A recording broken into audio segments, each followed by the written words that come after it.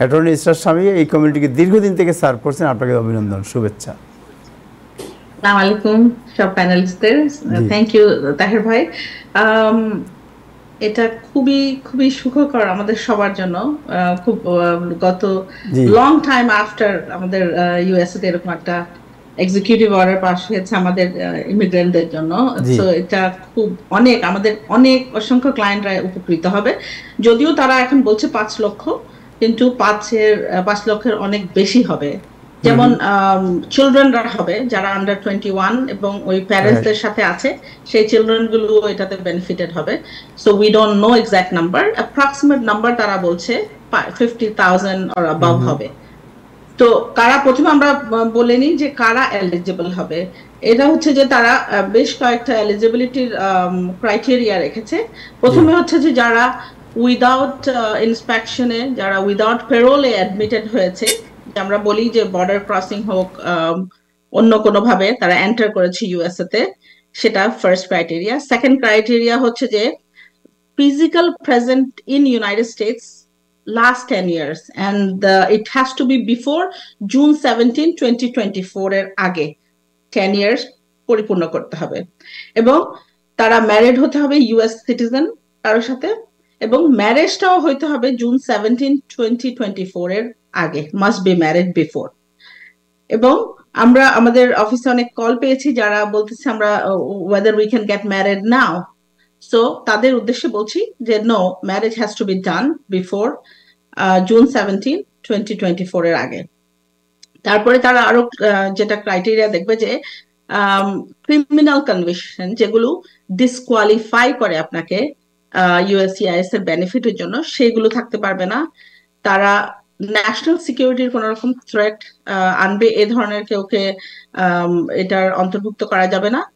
এবং overall things is discretionary relief. USCIS এর হাতে ডিসক্রিশন আছে যে কোন কোন অ্যাপ্লিকেশন তারা একসেপ্ট করবে ইভেন বিসাইড দিস।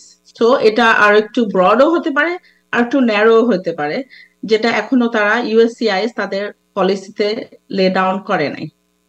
তারপরে আমরা দেখছি, আপনি আরেকটা প্রশ্ন করেছেন যে কারা মানে কি কি ডকুমেন্ট, কি ধরনের ডকুমেন্টেশন প্রুভ করতে পারে, প্রমাণ করতে পারে এই এলিজিবিলিটি গুলো। যেমন আমরা প্রথমে আমরা বলেছি যে ফিজিক্যাল প্রেজেন্ট ফর 10 ইয়ার্স, যেটা আমরা দেখাতে পারি হয়তো তাদের কোনো এমপ্লয়মেন্ট রেকর্ড, মেডিকেল রেকর্ড, তাদের কোনো বিলস, এগুলোর মাধ্যমে। জি তারপরে কোনো ধরনের আইডি তারা এখানে করেছে, স্টেট হোক অথবা অন্য গভর্নমেন্টের ইস্যুড পাসপোর্ট হোক, এই ধরনের আইডি।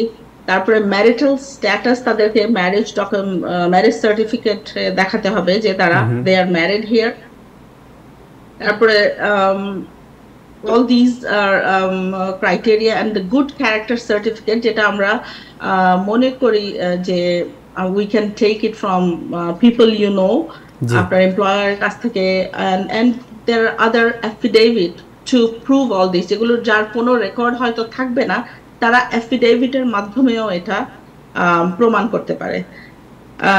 তারপরে হচ্ছে যে এই এই জিনিসটা যে আমরা আরেকটা বলছি যে যদি কোনো প্যারেন্টস তারা বিয়ে করেন ইউএস সিটিজেন এবং তাদের চিলড্রেন থাকে অন্য ম্যারেজ থেকে, hmm hmm under age under 21, they will also be covered under this law. So which is very very good news for all of us. এবং আরেকটা জিনিস যে ডাকারও প্যারোল ইন প্লেস, যেটাকে রাইট ওরা বলছে যে যারা 3 ইয়ার্স এর ওয়ার্ক পারমিট পাবে এবং উইদিন 3 ইয়ার্স তারা অ্যাপ্লাই করতে পারে তাদের অ্যাডজাস্টমেন্টের জন্য। এবং দেয়ার অলসো ক্রাইটেরিয়া থাকবে যে নো ব্যাড ক্রিমিনাল রেকর্ড। যদি কারো ক্রিমিনাল রেকর্ড থাকে সেটাও ওয়েভারের মাধ্যমে, 601 ওয়েভারের মাধ্যমেও ওয়েভ করা সম্ভব হবে। সো অল দিস ক্রাইটেরিয়া আমরা মনে করছি যে এটা অসংখ্য অসংখ্য লোক লাভবান হবে এটাতে। এটা হচ্ছে একটা। আরেকটা যেটা আমাদের আমরা ফোন কল যাদের পেয়েছি সেটা হচ্ছে যে অ্যাসাইলাম সিকার, যারা লং টাইম এখানে ওয়েট করছেন, তারা কি কোয়ালিফাই করবে কিনা।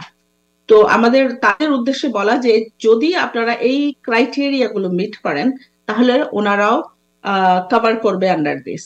এবং আরেকটা হচ্ছে যে অনেকেই ডিপুটেশন নিয়ে বসে আছেন, এই ধরনের ক্লায়েন্টও যদি থাকে, they might also be covered under this. So but যদিও এই প্রসেসগুলো is not going to be like as simple, যারা ডিপোর্টেশনে ওয়েট করছে তাদের প্রসেসগুলো সিম্পল হবে না, but they can also be benefited from this.